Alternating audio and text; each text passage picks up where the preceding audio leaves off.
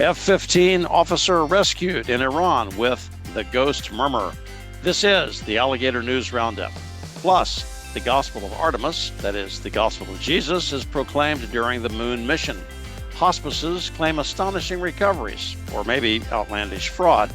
And DOGE results show 50 years of success. Here we go. Number 4. The Sun's secret CIA called Ghost Murmur that helped find U.S. airman shot down behind enemy lines in Iran is revealed. As I write this, news has just broken that the rescued F-15 weapons system officer, Wizzo, shot down over Iran's desert, was recovered with the help of science fiction-sounding new technology.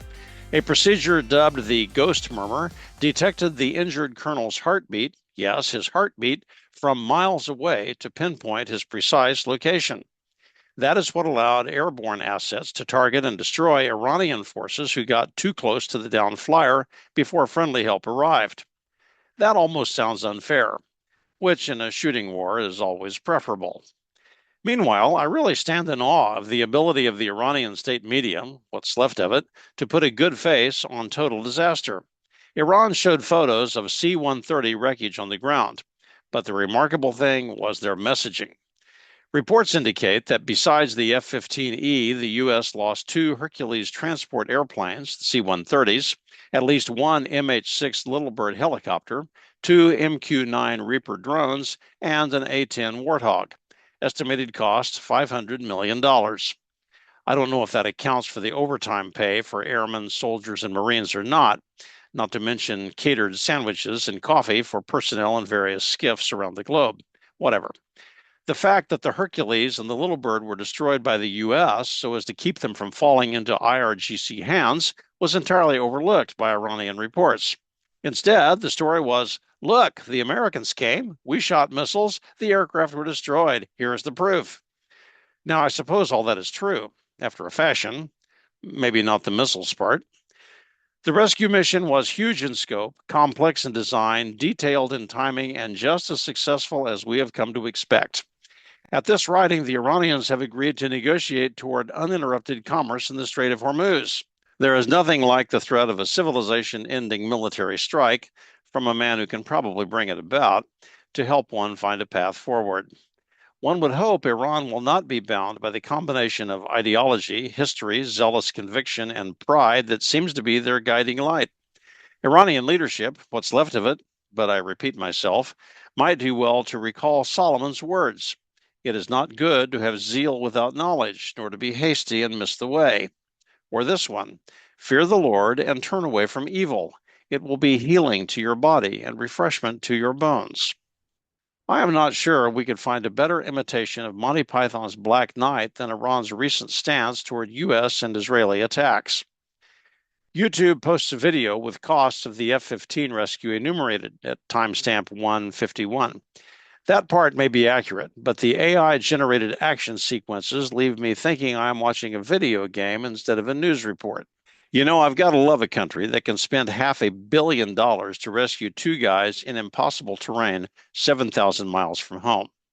And lest you think the Ghost Murmur tech is new, some of us have known about it for years. I saw it on Star Trek's S-1E20 in 1967. Number 3. CBN. Artemis astronaut offers Easter thoughts about the Bible and God's provision for humans. The NASA mission called Artemis 2 goes to the moon for a flyby and then return home. It did not orbit the moon, just went around once and returned via the gravitational pull of both Earth and moon. At this writing, they are not back yet. Let's not be presumptuous. And speaking of Star Trek, I've known how this gravity thing works since S-1E19. Back then, the gravity slingshot was fast enough to send the Enterprise back in time. Now, maybe the gravitational field has faded since then. This week, maybe it just gets them back to Earth 10 days after they started. When Artemis 2 pilot Victor Glover was asked by a CBS reporter if he had an Easter message, he demurred. Not really, he seemed to suggest, and then proceeded with one of the clearest Christian testimonies that could be asked. We have a sin nature and we need Jesus, Glover said. Jesus is the bridge that spans sin. This was off the cuff, unplanned. It's almost like Glover knew what he believed. I wonder what government education program helped him with that. Or maybe it was just an unpaid Sunday school teacher stumbling through a lesson with inattentive adolescents who had no idea one of them would someday go to the moon. Number 2. The LA Times. SoCal hospice owners bilked taxpayers for millions in false claims, federal officials say. This is amazing news. We all know that cancer is a killer. Hospice is a program of palliative care that eases a terminal patient in the last days of his or her life. No one is expected to get out of hospice alive. And yet, here is Topanga Hospice Care, Inc. in Artesia, California, boasting an 85% survival rate. More than 8 out of 10 cancer patients recovered well enough to leave the program, thanks to a generous and unwatchful Medicare program that laid out $9 million for their care. So either Topanga discovered the fountain of youth, or they merely bilked the taxpayers out of $9 million worth of cancer treatments for people who didn't have cancer.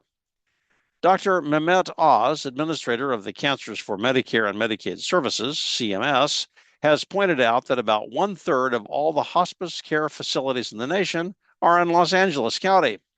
Maybe there are just a lot of sick people there, or maybe something in California's funding system allows a lot of slack. CBS News reports that a single Van Nuys address was home to 89 different hospice care centers. Well, everybody needs a business model. It strikes me that the Van Nuys commercial landlord was probably the big winner here. In the last 3 months, Oz has taken over 200 hospice care centers out of service, alleging fraud. Money talks. Unlimited funding turns lots of people into geniuses overnight. They could get rich, if only they could stay out of prison. Number 1. The Western Journal. Trump cuts federal labor force to lowest level since the 1960s as private sector surges. The federal government employed 2.7 million people as of February this year. That is down by 10% in the last 18 months. At the same time, private sector employment is up, more than offsetting losses in the public space. The 2.7 million nearly matches FedGov employment in, wait for it, 1966. We presently have the fewest federal employees since before the Apollo program. Elon Musk has been either a hero or a villain in the last year, sometimes both at once. Despite some odd personal quirks, questionable allegiances, and what some might call a bizarre family life, his DOGE initiative to reduce the size of government seems to have gotten serious results. Now I'm waiting for him to put a dozen Starlinks in orbit around the moon so we don't have 40 minutes of dead air when the next mission goes behind it. And thanks for joining the Alligator News Roundup for Friday, April 10, 2026. I would be surprised if the first draft of the F-15 rescue movie script has not already been written. I can hardly wait to see what Hollywood will do with that one. Have a good weekend. The news comes at an overwhelming pace. Join us again next week to find right-thinking commentary on what's happening in this world.